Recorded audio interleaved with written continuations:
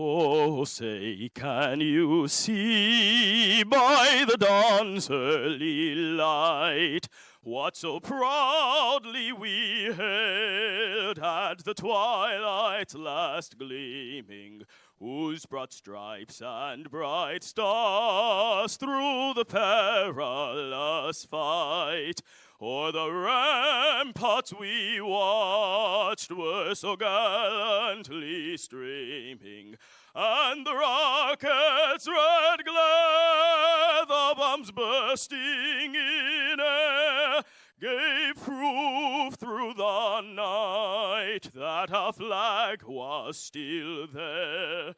Oh, say, does that star-spangled banner yet wave o'er the land of the free and the home of the brave?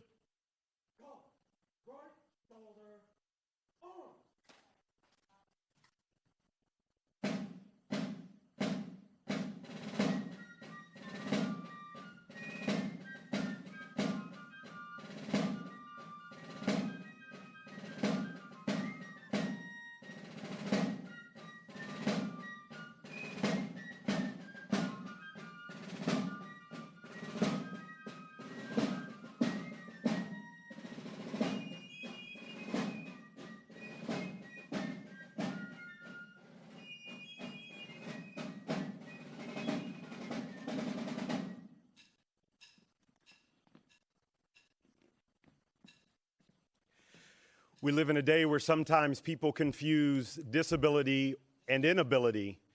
Today we're here to honor those who are very capable and able. So let's bow and give thanks to God. Gracious and eternal God, we give you thanks for your faithfulness. And we thank you for all of those that will be recognized today, capable and able men and women who embody character and strength and fortitude, who work hard on behalf of those in service. We thank you for their faithful and diligent work, and we pray, dear Lord, that their recognition would be a credit to themselves, their teammates, their families. We ask that you would watch over these proceedings today and that you would remind us all that hard work pays off. Perseverance pays off. We look to you now, putting our hope and our trust in you. In the name of the Lord we pray. Amen. Amen. Ladies and gentlemen, please be seated. at this time, it's my distinct honor to welcome you to the Secretary of Defense 39th Annual Disability Awards. And at this time, I'd ask you to please help me welcome to the podium and provide a very warm welcome indeed to Mr. Clarence A. Johnson, Director of the Diversity Management Operations Center, Defense Human Resources Activity.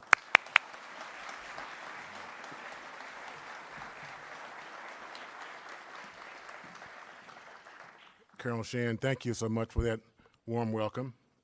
Secretary Esper, distinguished guests, award winners, ladies and gentlemen. It is with great pleasure that I today welcome you to this 39th Annual DoD Defense Disability Awards ceremony. Disability is a term often refused with inability. Certainly all our winners today have certain great abilities. Thank you for being here today as we recognize military service members, as we recognize DoD civilian employees, and of course components, including one military department, for their exemplary achievement. Please join me now in welcoming for his remarks the 27th Secretary of Defense, the Honorable Mark Esper.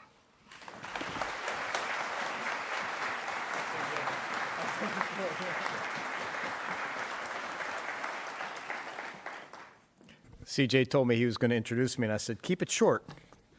That was short. That was great. I appreciate that. But thank you, CJ, for that very nice introduction. I am really very honored to be here today with all of you to celebrate the invaluable contributions of individuals with disabilities across the Department of Defense. So thank you very much for inviting me here this morning. I'd like to begin by thanking Secretary Jimmy Stewart. Where are you? There he is, over there. Thank you and the Personnel and Readiness Team, as well as the Diversity Management Operations Center, for their continued efforts to recruit and support the thousands of people with disabilities in our workforce. It's fitting that this year's theme for National Disability Employment Awareness Month is the right talent right now. That's because our men and women, many of you, wounded warriors and civilians alike, all bring to the job the skills that are critical to accomplishing our mission exactly when they are needed the most, which is right now. I've said many times in the past that people are our most important resource. That remains as true as ever. The diversity of backgrounds and talents across the department is what drives our ingenuity. The impact of each individual working as part of a team is what guarantees mission success. And the strength of our workforce is what allows us to embrace every challenge and to take on every threat at home and abroad. Today, we are honoring 23 service members and civilians for their remarkable achievements. They are joining us from all over the country, from Hawaii to Texas, from Colorado to New York. Their stories are different, as are their areas of expertise, but all of them embody the spirit of service that defines our workforce, much like one of the leaders you'll hear from today, Captain Rob Hufford. Rob was diagnosed with epilepsy and underwent brain surgery while in the Air Force. After his retirement, he became an ambassador and mentor to fellow airmen through the Air Force Wounded Warrior Program. He became a champion, winning big at last year's Warrior Games in Colorado. He also won gold, silver, and bronze at the 2018 Invictus Games in Australia, which I attended and was honored to cheer on him and the rest of Team USA. They did a remarkable job. And he became the leader of a mission-critical project at Offutt Air Force Base in Nebraska. He and each of our honorees today are inspiring models of selfless service for all of us. Today, we're also recognizing 4 organizations for their leadership in the hiring, retention, and advancement of individuals with disabilities. The Department of the Army, Defense Logistics Agency, National Reconnaissance Office, and Joint Staff have made great strides to build a total force that grows more diverse and more effective by the day. However, we can and must do more to harness the skills of a largely untapped pool of talent. Individuals with disabilities are unemployed at twice the rate of the national average, even though many of them have the training, skills, and experience our country needs, particularly in the STEM disciplines. We must do our part across the department to harness those talents and help bridge the employment gap. That means we must continue to eliminate barriers to recruitment across the force. We must give everyone the opportunity to succeed and support them as they advance in their careers. We must continue to recognize our workers' unique contributions and their leadership. And we must leverage each of their strengths to allow the United States Armed Forces to maintain the technological edge and military superiority for which we are so well known. This year marks the 29th anniversary of the landmark Americans with Disabilities Act, which became a global standard for non-discrimination and equal opportunity. Today, let's recommit to upholding that legacy. Let's shape our force into one that is united by something much stronger than our differences. That is, our dedication and passion for the mission, regardless of background or disability. To the Americans who have chosen to use their talents and energies in the defense of our great nation, I thank you on behalf of the entire Department of Defense. As you continue to strengthen lethality and readiness of the world's greatest fighting force, know that we are honored to serve alongside you. Thank you very much for your time today, and once again, congratulations to all of this year's honorees.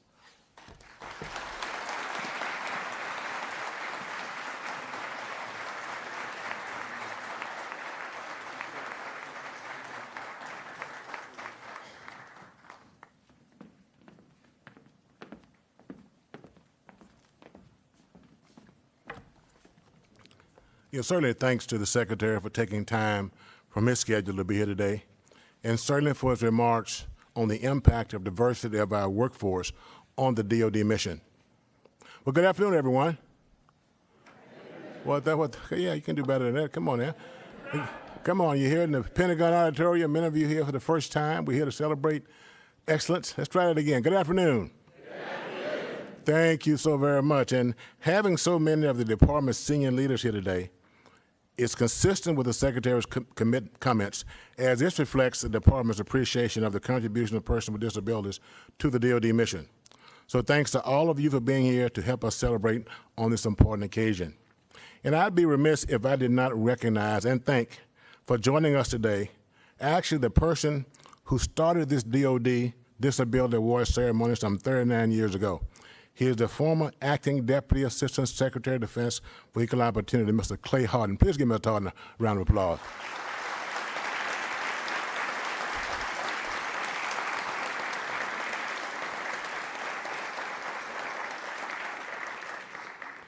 And certainly a hearty congratulations to our awardees, to each of the 23 service members and civilians being honored today. Thank you for your outstanding service and for lending your talents to this great department. Additionally, congratulations to the 4 components being awarded for their exemplary employment practices in promoting, hiring, retaining, and advancing individuals with disabilities, certainly which enhance the readiness of our total force.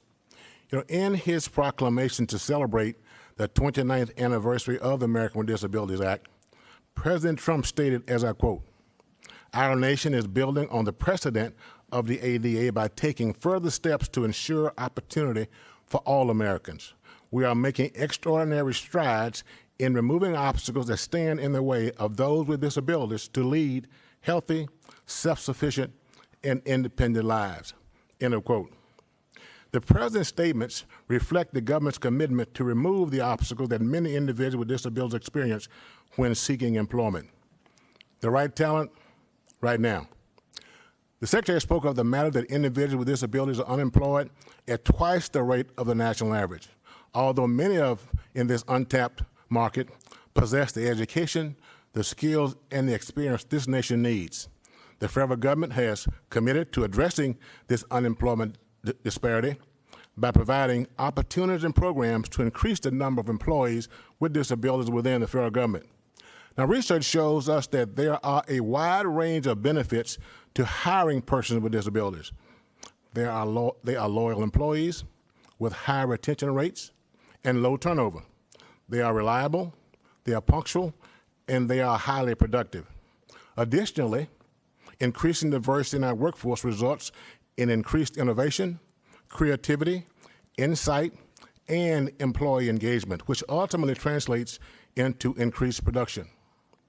Of course, this month, October, is National Disability Employment Awareness Month. At this celebration of that national observance period, DoD reaffirms our commitment to create a diverse and inclusive workforce and recognizes that the inclusion of individuals with disabilities is essential to maintaining a diverse and strong total force.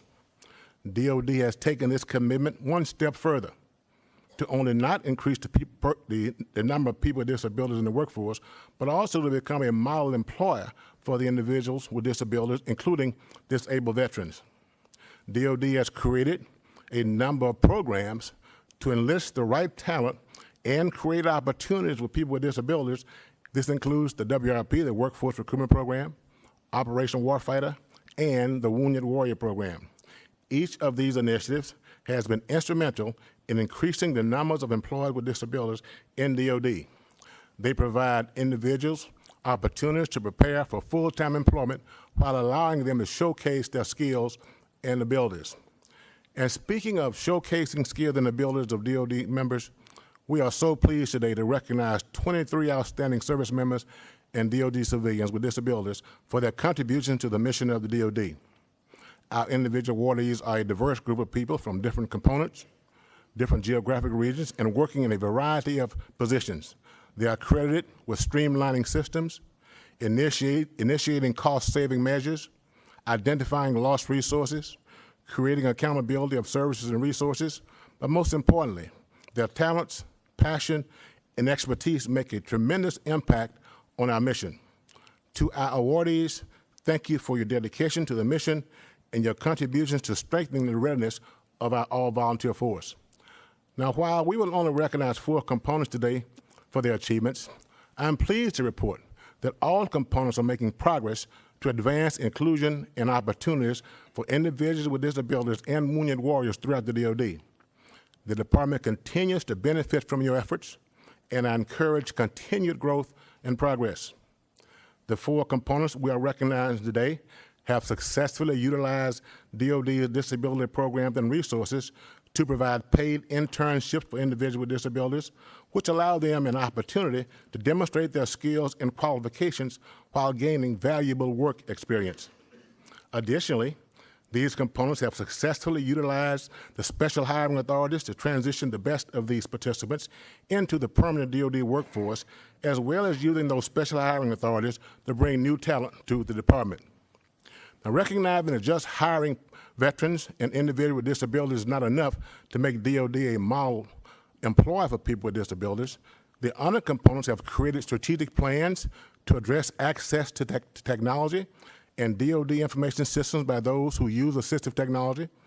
They have created processes to address the timely provision of reasonable accommodations and included a means to fund and provide necessary personal assistance services to those with targeted disabilities who require such assistance. These services help individuals with disabilities perform and succeed in their positions, which increases retention and advancement opportunities. I commend all of you on the advancements made thus far. I look forward to continuing our work together to hire and advance individuals with disabilities. In closing, I again congratulate the awardees for their strong performance, their exceptional achievements. I want to especially thank their supervisors and the leadership for recognizing their excellence, and their office teammates and their family members for their continuing support. I also congratulate again the components. The department appreciates your success in increasing employment opportunities for individuals with disabilities.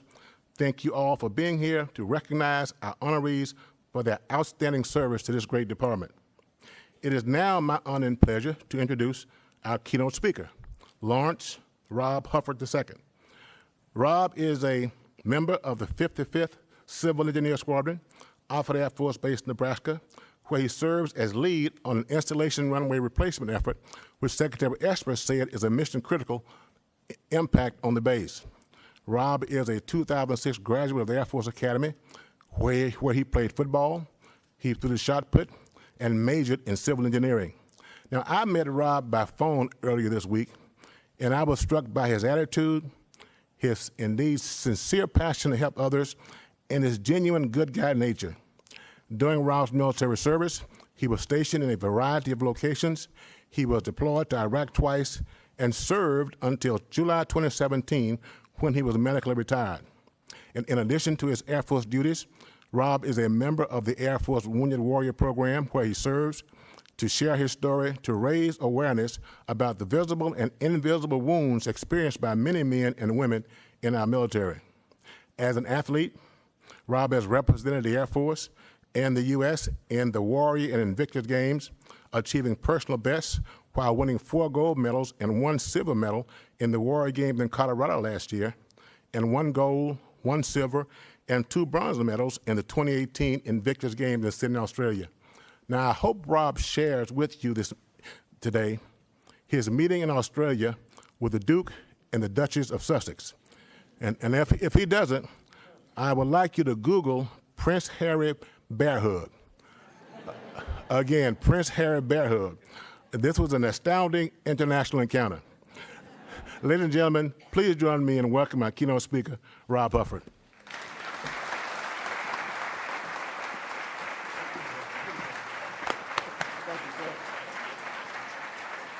You ready? All right, before I start, let's have a special thank you to our translators over here. I'm going to make her work today. Good afternoon and congratulations. It is truly an honor to be your guest speaker today. I know I'm looking out at an extraordinary group of Americans, and you should all be very proud of your accomplishments. So thank you. So what's my story? You've heard some of it already. As a boy, I looked up to my father, and I wanted to be exactly like him. To do that, I made 3 goals for myself. First, I was going to play football for Notre Dame and win a national championship there. And then I was going to become a podiatrist and follow in his footsteps and take over his practice. As I progressed and grew of age, my athletic prowess grew also, and I started to get phone calls and visits from multiple coaches. And then came a very fateful day where the O-line coach from Notre Dame called and he informed me that they would not be offering me a scholarship. Shortly thereafter, I received a phone call from the Air Force offensive line coach who said he would offer me a full ride scholarship. I accepted. Little did I know everybody at the Air Force Academy or any academy gets a full ride scholarship. But I was so proud. And yes, I just said that I attended an academy to play football. I didn't go there for faith of country. I went there to fulfill a childhood dream of playing football on Saturday afternoons in the fall. I soon learned, however, that I did enjoy the military and that I could appreciate the different components of its structure. Fast forward 4 years, and I'm graduating with a civil engineering degree. Yes, I am not a doctor. I am 0 for 3. But hey, I had a job. I did well.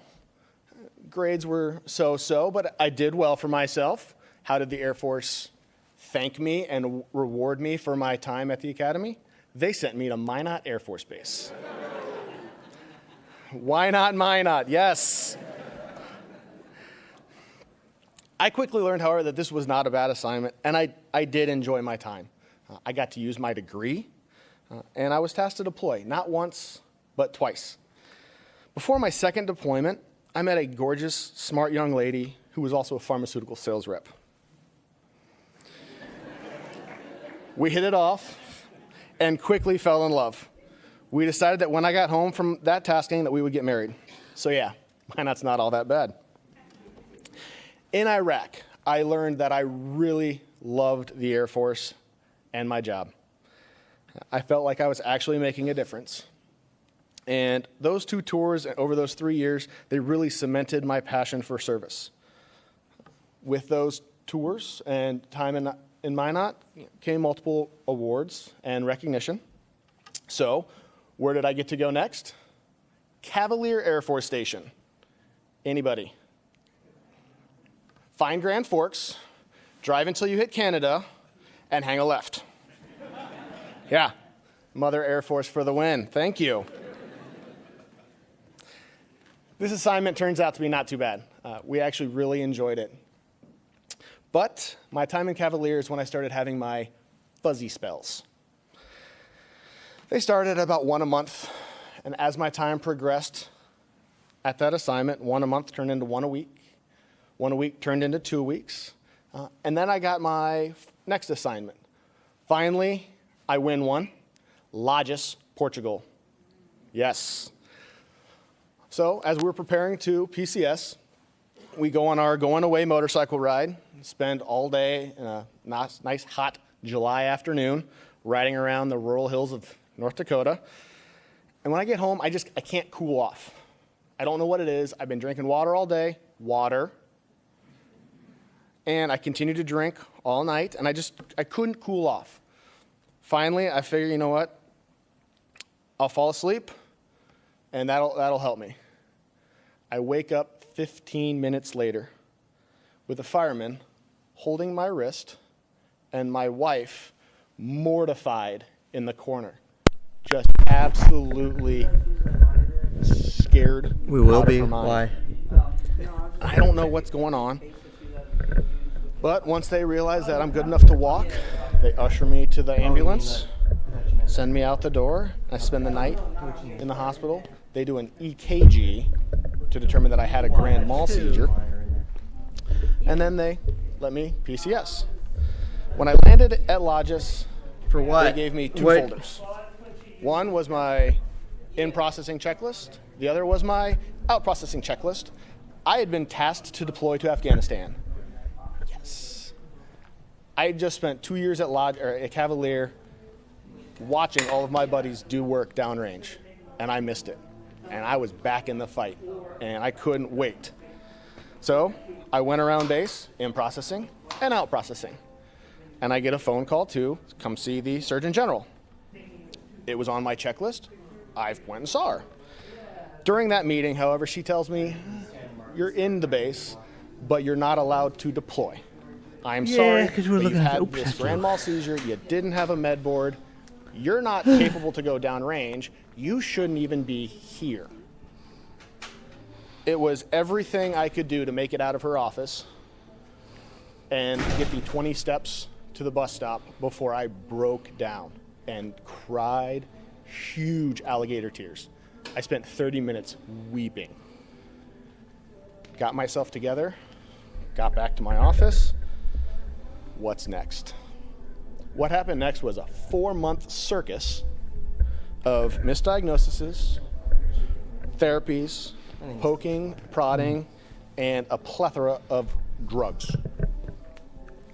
Nobody could figure it out. No one knew what was going on until one day I was sitting in court, juror's box, and I had a fuzzy spell. I had an episode. When I came out of that episode, the OBGYN next to me was taking my pulse. She was looking into my eyes, and she said, yeah, something's wrong with you. Thank you, ma'am. The next day, I had a flight to Walter Reed, where I spent 10 weeks undergoing treatment. Am I good, CJ?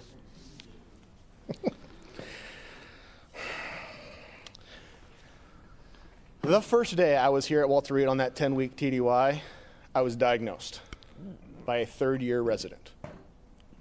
Baffled me at the time, but hey, I was diagnosed. And she said I had complex partial seizures. And I was having enough of them, approximately 12 a day, that's considered epilepsy. And how we're gonna fix that is drugs. Could you hear it? Yeah. You guys know when you see that commercial and there's a guy sitting in a tub on the top of a hill, overlooking a valley, and there's soft music playing?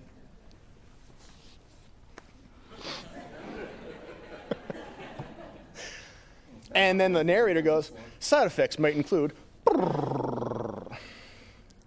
They did the same thing for me with my drugs. And they said, hey, here you go, look at these drugs. Here's some crazy side effects. Anger, irritability, anxiety, weight gain. I had everything. ultimately, it took 10 weeks before I was finally Maybe it was laying that way seizure-free. in the office when he. I was on 2 different drugs, at or above the recommended FDA limit of both of them, or as my neurosurgeon says, a manly dose.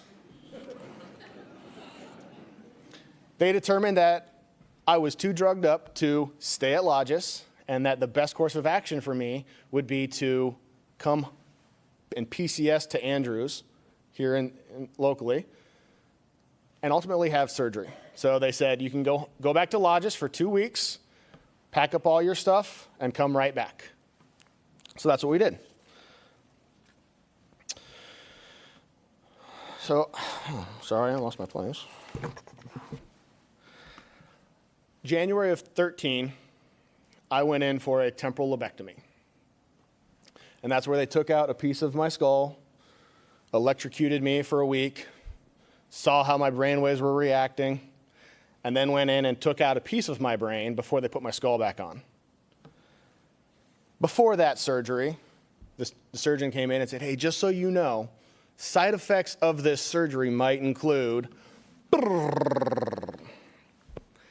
thank you, ma'am. As long as it makes me seizure-free, let's go. My son was born in April of that year, and I started the medical board in May. It was a horrible experience, as I know some of you have been through or are going through. And I love the Air Force, and I wanted to stay in, but all signs were pointing to no and to being removed from duty. In April of 2015, I was placed on the temporary disability list.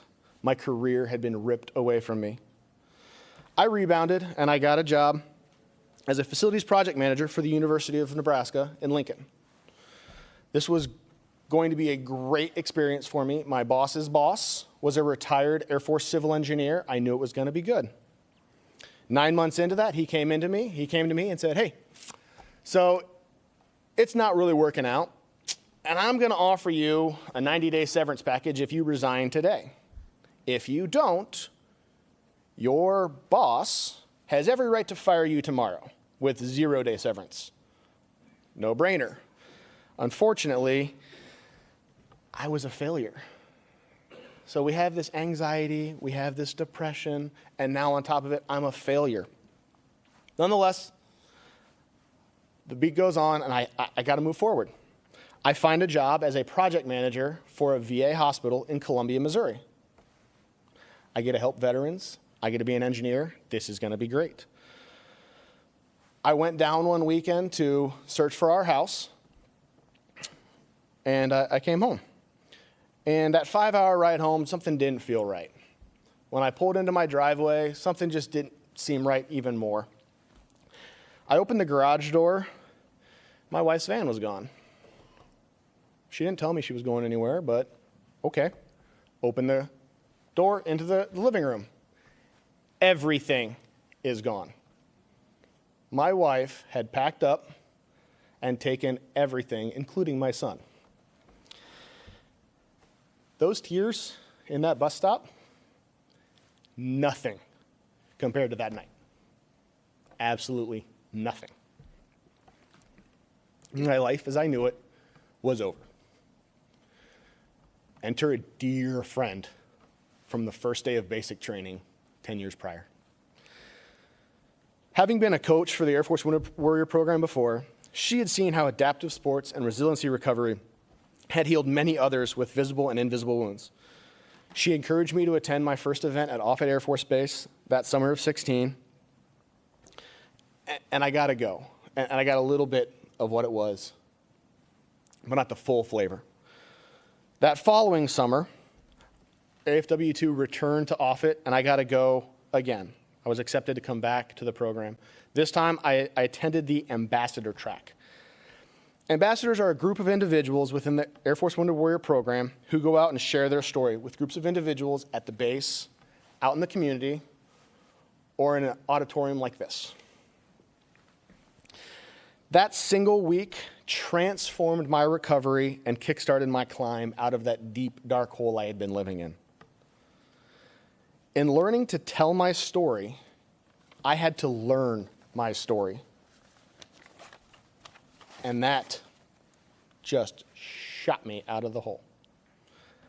I got to attend further camps where I learned about adaptive sports and how we can take everyday people or everyday activities and allow individuals with varying levels of disability to play on an almost even playing field. That week reignited my competitive spirit, and then I learned about the Warrior Games and the Invictus Games. I couldn't lose, and I had to do it. So, the Warrior Games are an Olympic-style event over a week where each service has their own team. I was selected to represent, and I got the honor to represent the Air Force. Did fairly well for myself. Got picked up to be on the U.S. team for the Invictus Games. So the Invictus Games are a version of the Warrior Games next level high. 18 nations attended with different levels of teams in Sydney, Australia of October of 2018. I got to be one of the lucky 70 members on Team USA. At that event, I got to compete in my three main sports: powerlifting, shot put and disc, and rowing. But I also got to sail. A month or two before the games kicked off, I got a phone call from one of the leads saying, "Hey, you have an opening. Have you ever sailed before?" I said, "No, but I'll be on the team. Whatever you need, ma'am." And so I sailed. It was fairly easy and low profile in terms of how much pressure we had, because we were told all we needed to do was finish the race.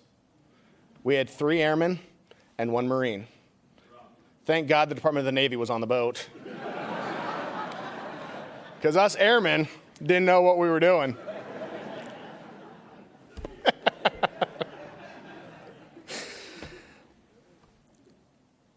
I learned to enjoy sailing, and I found it to be calming and relaxing.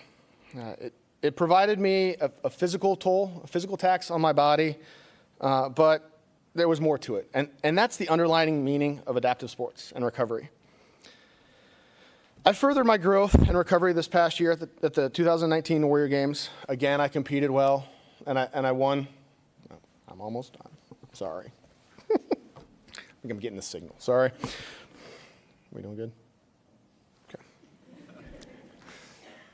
But more importantly, as was mentioned, I'm back in blue. I am now a GS employee at Offutt Air Force Base, using one of those programs that was mentioned earlier. So they work. Ironically, I'm doing the same thing I was doing before I was told I'm unfit for duty, minus the uniform. Now, as a civil engineer at Offutt, I've been tasked with managing the runway replacement.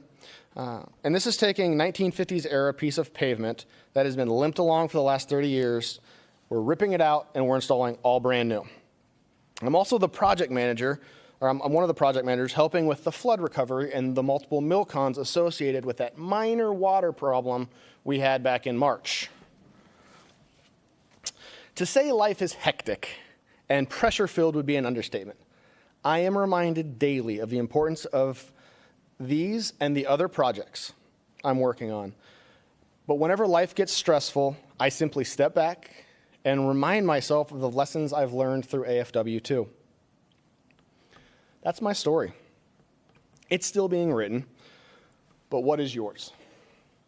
Each of you have had your ups and your downs, I'm sure, and you've each reached an apex this year. Again, many congratulations and celebrations should be had. But where will you go from here? I would challenge each of you to find some sort of activity over this next year and use it as a resiliency tool. It might be starting a new sport, trying something new, or it might be learning to play a musical instrument, maybe painting a rock. You would be surprised at how such a mundane, easy activity can be so relieving to your mind, body, and soul. Thanks again for your time today. I applaud each of you as you have excelled in your careers. Keep it up and enjoy the week.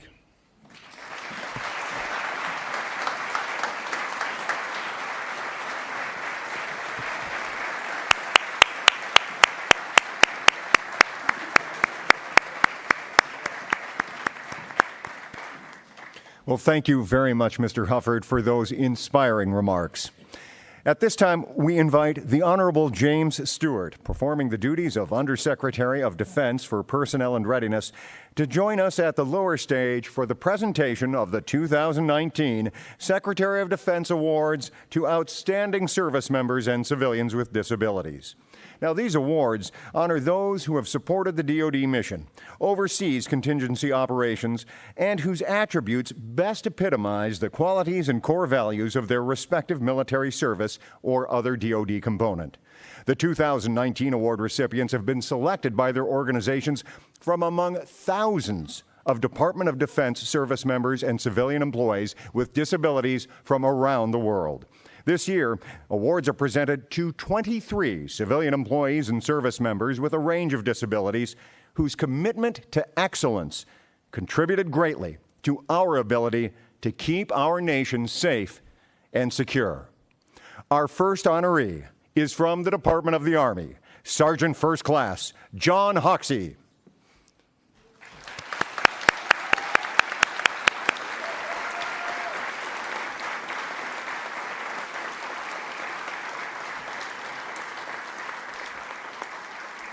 Sergeant Hoxie is a senior geospatial intelligence imagery analyst, United States Army South G2 Intelligence Operations, Fort Sam, Houston, Texas.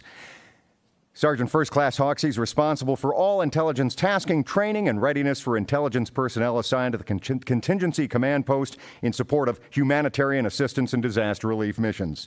Sergeant First Class Hoxie's accomplishments reflect great credit upon himself and the Department of the Army.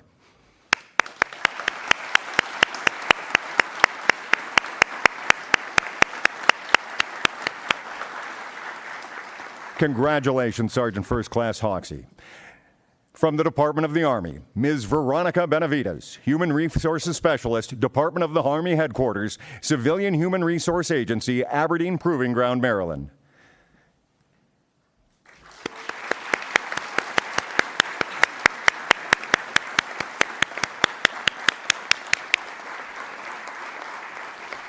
Co-presenting the award is Ms. Carol Burton, Director, Civilian Human Resources Agency. Veronica Sonia Benavides is recognized for her significant contributions with the Department of Defense. Ms. Benavides has improved efficiency in many human resource programs, including pay setting, management of the Delegated Examining Program, and special retirement coverage. Ms. Benavides demonstrates the Army values through a strong positive attitude, contributing wherever necessary to accomplish the mission. Congratulations, Ms. Benavides.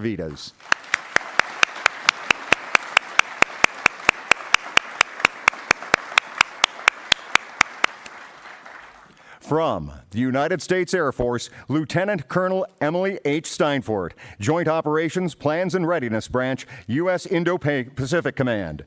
Co-presenting the award is Brigadier General Ann B. Gunter.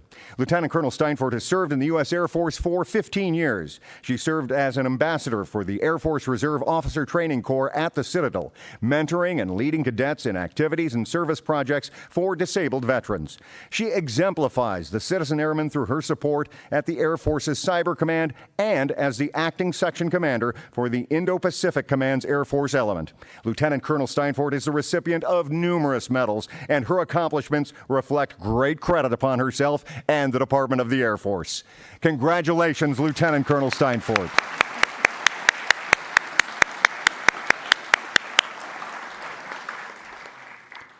From the Department of the Air Force, Ms. Brenda Villasenor, Acquisition Program Manager, U.S. Air Force Space and Missile Center, Los Angeles Air Force Base, California. Co-presenting the award is Mr. James Capizzi, Deputy Program Manager. Ms. Villasenor has excelled as a program manager, helping to turn around a troubled development program in the Department of Defense. Ms. Villasenor works to improve the workplace environment and help the personnel assigned to the OCX program. She also commits her time to giving back to the community. Ms. Villasenor's accomplishments reflect great credit upon herself and the Department of the Air Force. Congratulations, Ms. Villasenor.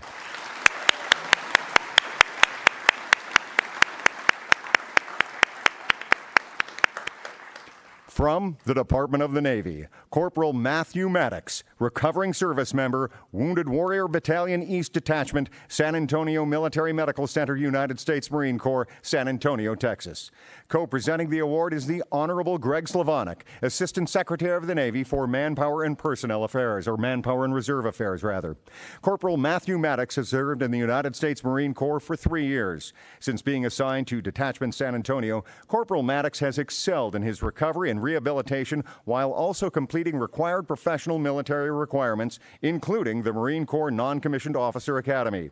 Corporal Maddox is active in various sports and recreation programs for wounded warriors and conducts a variety of volunteer work. Corporal Maddox's accomplishments reflect great credit upon himself and the Department of the Navy. Congratulations, Corporal Maddox.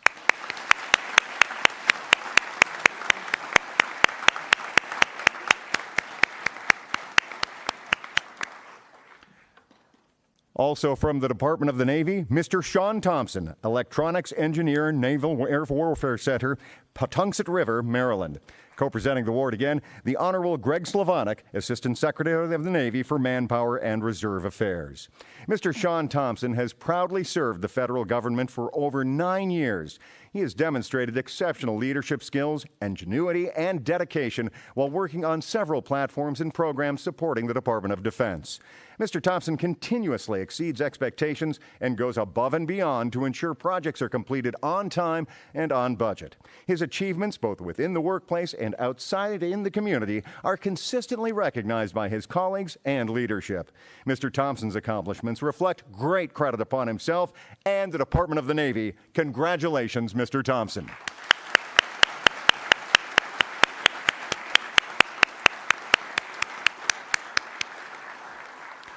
From the Army and Air Force Exchange Service, Ms. Amina Grant, Material Handler Leader, Dan Daniel Distribution Center, Army and Air Force Exchange Service, Newport News, Virginia.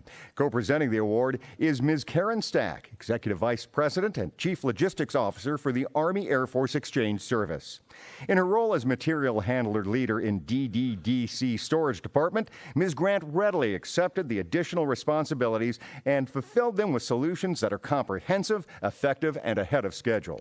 Her strong work ethic and dedication inspire her coworkers as well as those across the distribution center to support new ideas that improve our service to our customers. Ms. Grant's accomplishments reflect great credit upon herself and the Army and Air Force Exchange Service. Congratulations, Ms. Grant.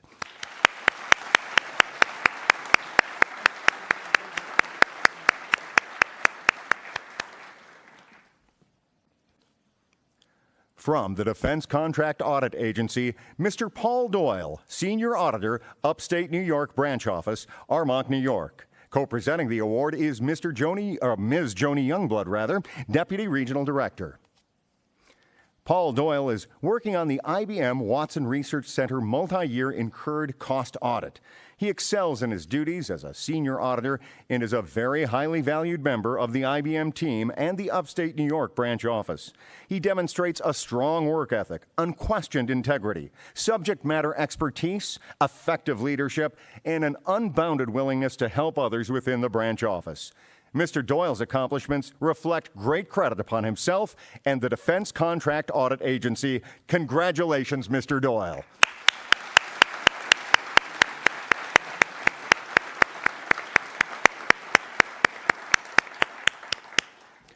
From the Defense Contract Management Agency, Mr. Dylan Beckett, Industrial Specialist, Littleton, Colorado. Co-presenting the award is Ms. Linda Gallimore, Director, Equal Employment Opportunity. Mr. Dylan Beckett is an industrial specialist with 6 years of experience at Defense Contract Management Agency. He leads program delivery and schedule surveillance of 3 contractors, overseeing 337 contract line items exceeding $12 billion in government obligations. Mr. Beckett established 3 programs to improve mental health and personal resiliency and organized a paid week-long retreat providing post-traumatic stress disorder and alcohol addiction support. Mr. Beckett's accomplishments reflect great credit upon himself and the Defense Contract Management Agency. Congratulations, Mr. Beckett.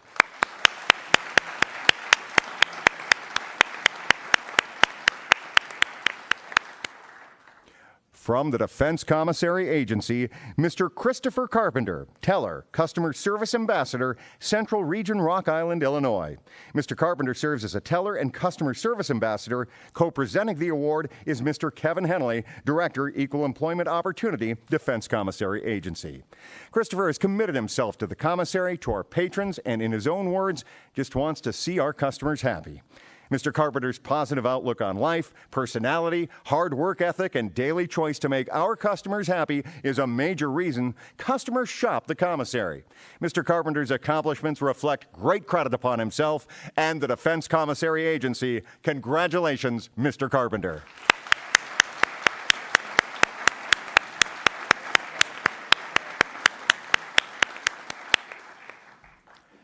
From the Defense Finance and Accounting Service, Ms. Carly Thompson, Financial Systems Specialist, Indianapolis, Indiana. Co-presenting the award is Ms. Teresa McKay, Director, Defense Finance and Accounting Service. Ms. Thompson has been a valuable member of the dispersing operations team. She continually seeks out additional training, solves problems by reaching out to others when she doesn't understand, and actively keeps internal and external customers apprised of the state of their request. Ms. Thompson is a team player and has received multiple peer awards. Ms. Thompson is also an advocate for others with disabilities. In fact, she serves as the chairperson for the agency's Special Emphasis Program for People with Disabilities. Ms. Thompson's accomplishments reflect great credit upon herself and the Defense Finance and Accounting Service. Congratulations, Ms. Thompson.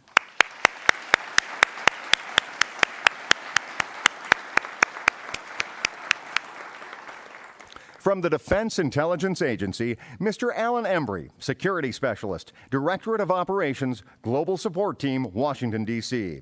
Accepting the award on his behalf are Mr. Johnny Sawyer, Chief of Staff, Defense Intelligence Agency, and Vice Admiral Trey Whitworth, J2. Mr. Alan Embry has been a dedicated professional at the Defense Intelligence Agency since June 2016. Mr. Embry is a conscientious, dedicated, and productive security specialist who single-handedly authored 6 vital special security publications. He's an active member of the Red Cross as an emergency response coordinator, treatment foster parent for teenagers with mental health issues, and literacy instructor for adults with learning disabilities. Mr. Embry's accomplishments reflect great credit upon himself and the Defense Intelligence Agency. Congratulations, Mr. Embry.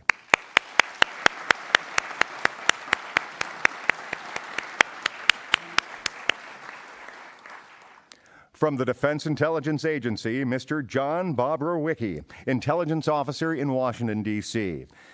Co-presenting the award, Mr. Johnny Sawyer, Chief of Staff, Defense Intelligence Agency, and Vice Admiral Trey Whitworth, J2. A former Marine captain, Mr. Bobrovicki, oversees and manages joint terrestrial ISR requirements, development of the Battlespace Awareness Capability Portfolio. Now, this encompasses 25 programs supporting critical combatant command collection needs. His efforts directly contributed to investment decisions that will improve warfighter capabilities. As a wounded warrior, Mr. Bobrovicki continues to volunteer his time and skills to the Semper Fi Fund and the Combat Wounded Coalition. Mr. Bobrovicki's accomplishments reflect great credit upon himself and the Defense Intelligence Agency. Congratulations, Mr. Bobrovicki.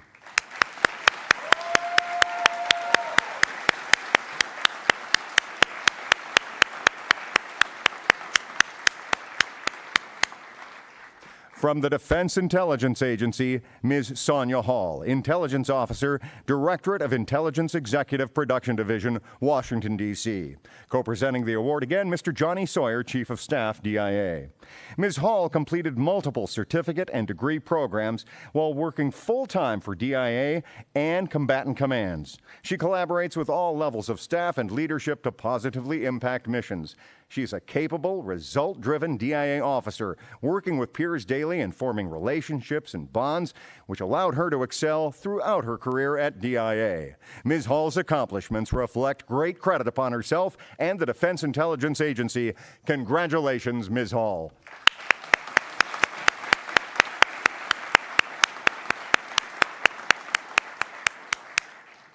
From the Defense Information Systems Agency, Ms. Amina Ghostin, Information Technology Specialist, Risk Management, Executive Officer of the CIO, Fort Meade, Maryland. Co-presenting the award is Mr. Roger Greenwell, Chief Information Officer, Defense Information Systems Agency. Ms. Amina Ghostin is the Section 508 Coordinator for the Defense Information Systems Agency. Ms. Ghostin researched and recommended a firmware upgrade solution to make the agency's phones Section 508 compliant. She helped resolve long-standing network bandwidth issues with video phones used by employees with hearing disabilities, and ensured leadership made it a permanent solution. Ms. Ghostin serves as co-chair of DISA's People with Disabilities Employee Resource Group, and she publishes guidance on Section 508 compliance. Ms. Ghostin's accomplishments reflect great credit upon herself and the Defense Information Systems Agency. Congratulations, Ms. Ghostin.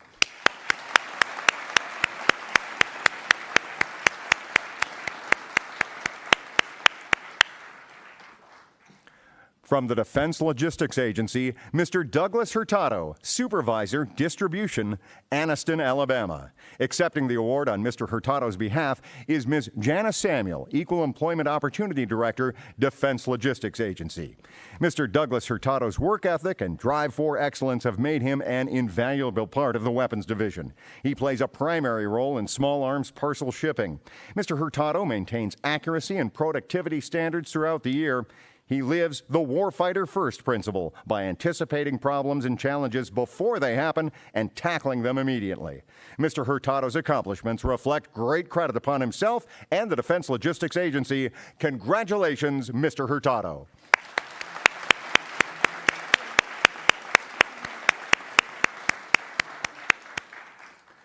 From the Office of the Inspector General, Ms. Cameron Lauren, Information Technology Specialist, Office of the Chief Information Officer, Mission Support Team, Alexandria, Virginia. Accepting the award on her behalf is Mr. Lyle Rasnick, Chief of Information Technology Business Operations for the Department of Defense Office of the Inspector General. Ms. Cameron Lauren has been working at the DoD Office of Inspector General for 5 years.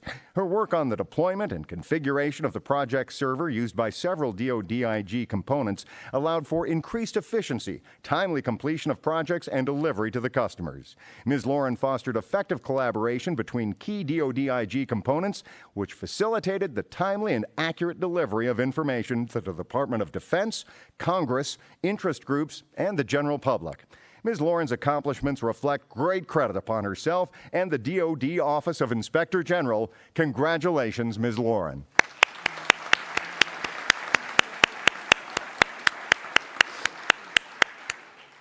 From the Defense Counterintelligence and Security Agency, Mr. Liam O'Sullivan, Regional Counterintelligence Analyst, North Region Counterintelligence Office, Defense, Andover, Maryland. Mr. Liam O'Sullivan exemplifies high standards of performance and dedication to the Defense Counterintelligence and Agency. He regularly provides operationally significant counterintelligence analysis to CI special agents, security specialists, and intelligence professionals while supporting the protection of sensitive and classified U.S. information. Mr. Sullivan provides direct analytic support to 7 CI special agents. Mr. O'Sullivan's accomplishments reflect great credit upon himself and the Defense Counterintelligence and Security Agency. Congratulations, Mr. O'Sullivan.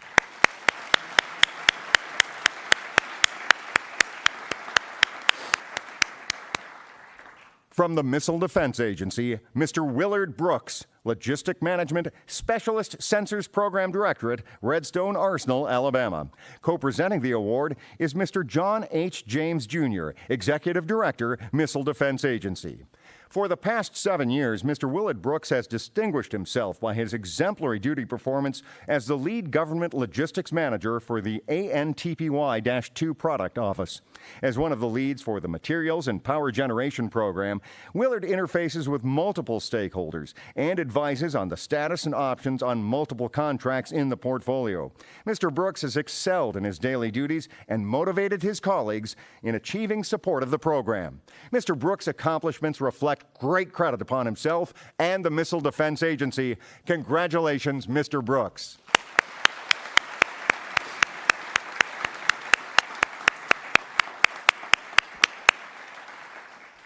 From the National Geospatial Intelligence Agency, Mr. Daniel Bluen, Imagery Analyst, Precision Engagement Division, Precise Points Branch East, Springfield, Virginia. Co-presenting the award is Ms. Beth Flanagan, Director of Diversity, Inclusion, and Equal Employment Opportunity, and Mr. John Freeman, Deputy Director of Talent Acquisition. Mr. Bluen has worked at the National Geospatial Intelligence Agency for over 2 years. He serves as the co-lead for the People with Disabilities Council, where he has strengthened the council's efficacy as the voice of NGA's personnel with disabilities. Mr. Bluen established and chairs the Autism Advisory Committee, which discusses accommodations, advancement, and hiring practices for those on the autism spectrum.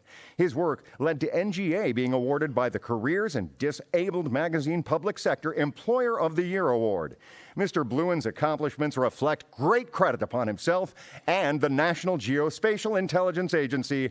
Congratulations, Mr. Bluen.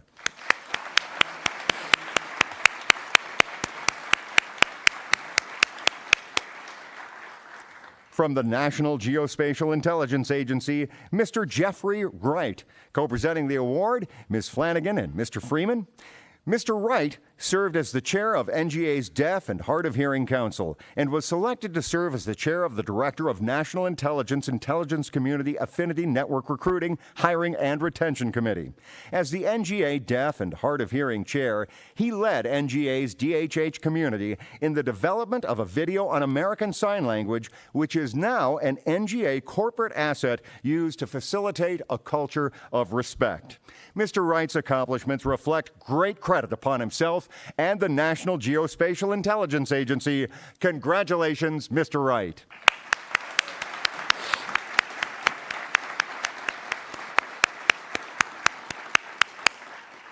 From the National Security Agency, Ms. Hillary Franklin, Strategic Analyst, Reviewer, Intelligence Threat Analyst, Fort Meade, Maryland. Co-presenting the award is Ms. Gloria Rivera Alvarez, Deputy Director of Diversity, Equality, and Inclusion at the National Security Agency. As a strategic analyst, Ms. Franklin provides policymakers and defense customers with critical insights into foreign malicious cyber actors. In March 2019, she completed a groundbreaking NSA intelligence assessment that was brought to the personal attention of the Secretary of Defense, Chairman of the Joint Chiefs of Staff, Director of National Intelligence, and other senior officials from the Department of Defense and Office of the Director of National Intelligence. Ms. Franklin was instrumental in publishing 22 strategic assessments, some of which were used in briefings and high-level reports. She serves as a Secretary of the Deaf and Hard of Hearing Intelligence Community Affinity Network. Ms. Franklin's accomplishments reflect great credit upon herself and the National Security Agency. Congratulations, Ms. Franklin.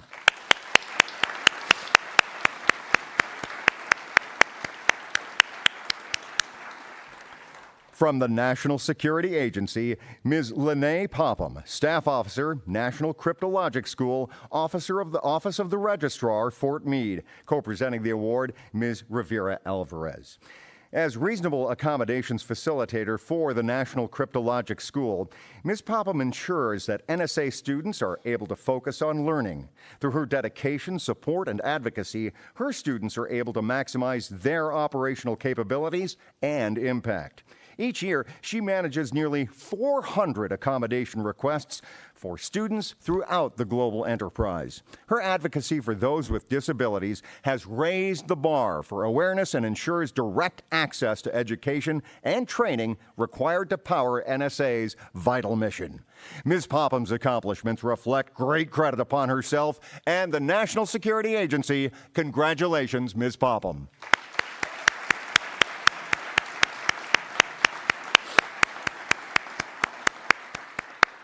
Ladies and gentlemen, please join me once again in congratulating all our individual awardees.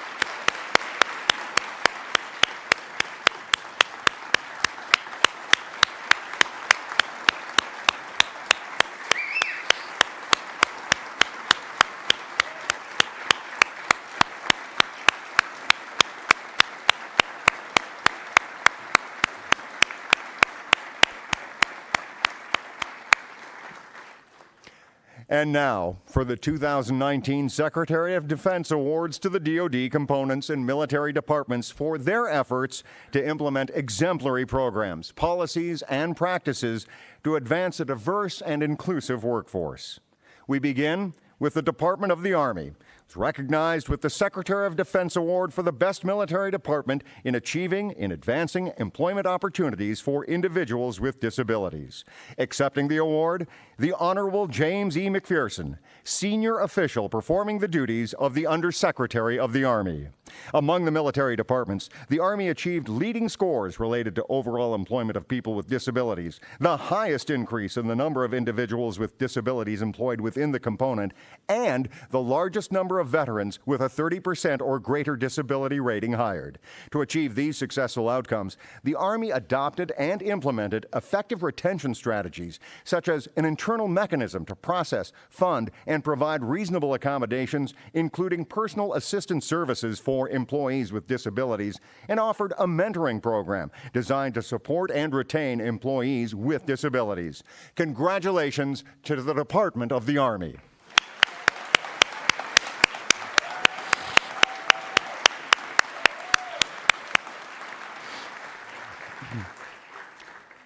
The Defense Logistics Agency is recognized with the Secretary of Defense Award for the Best Mid-Sized Component in Achievements in Advancing Employment Opportunities for Individuals with Disabilities. Accepting the award is Ms. Kristen French, Chief of Staff, Defense Logistics Agency, and a number of friends. Among the mid-sized components of the Defense Logistics Agency is recognized for employing the largest number of individuals with targeted disabilities, as well as the largest number of veteran employees with a disability rating of 30% or higher. The Defense Logistics Agency further advanced employment of people with disabilities through the utilization of the Schedule A hiring authority and converting interns from the Workforce Recruitment Program to permanent employees. To achieve these outcomes, the Defense Logistics Agency has a comprehensive reasonable accommodations program, which includes a centralized means to request, fund, and deploy accommodations, including personal assistance services and a strategic plan to address accessibility challenges to technological programs and services. Congratulations to the Defense Logistics Agency.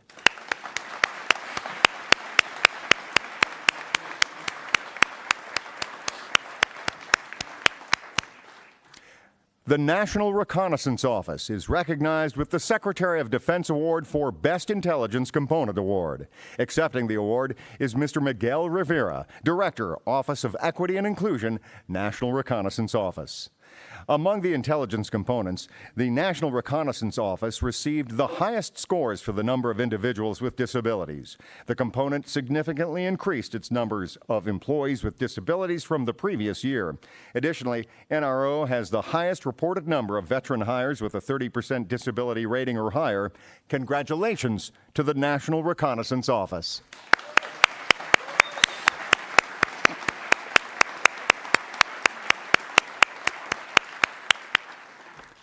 The Joint Chiefs of Staff is recognized with the Secretary of Defense Award for Best Small-Sized Component in Achievements in Advancing Employment Opportunities for Individuals with Disabilities. Accepting the award is Mr. Lawrence Wark, Vice Director, J1. Among small-sized components, JCS achieved the leading score for providing employment opportunities for people with targeted disabilities. During the reporting period, the JCS increased the total number of employees with disabilities and has the largest number of veteran employees with a 30% disability rating or higher of any of the small-sized components. Congratulations to the Joint Chiefs of Staff.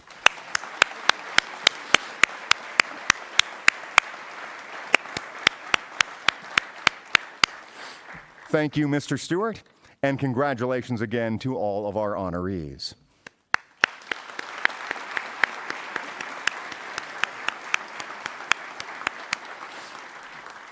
Ladies and gentlemen, at this time, please help me welcome Mr. Sam Drummond, Associate Director, Disability Programs Directorate, for closing remarks.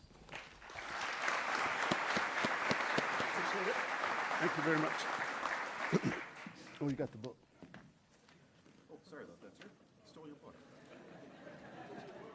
Y'all don't want me talking off script.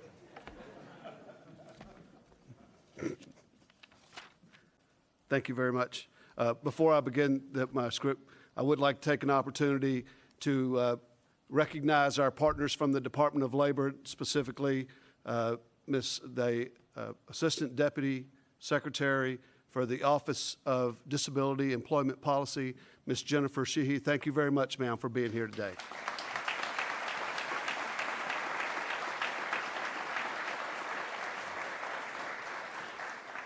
First, I'd like to thank you for being here today and joining us.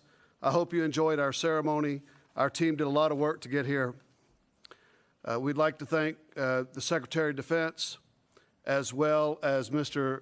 Hufford for keeping us on our toes. We didn't know whether to laugh or cry. And the Honorable James Stewart for being here today as well. Thank you, Mr. Johnson, for your great remarks, and we appreciate all that you do to make sure that I'm spending all the money that you give me. We see Mr. Booth here, and he's got an eye on that pocketbook too, so thank you, sir. We'd like to thank all of the DoD leadership for their continued efforts and commitment to advance the opportunities for individuals with disabilities throughout the Department of Defense.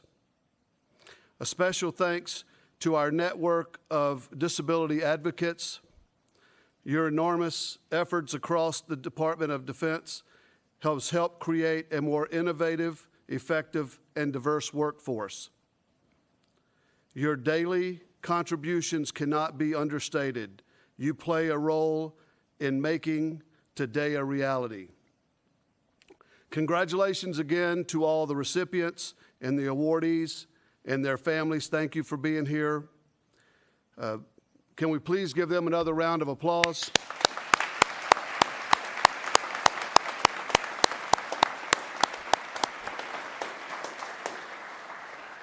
And before I conclude the ceremony, let me also thank the support team that put on all this work, Ms. Judith Davis, Joe Schultz, Krista Flora, and Sean Kraft.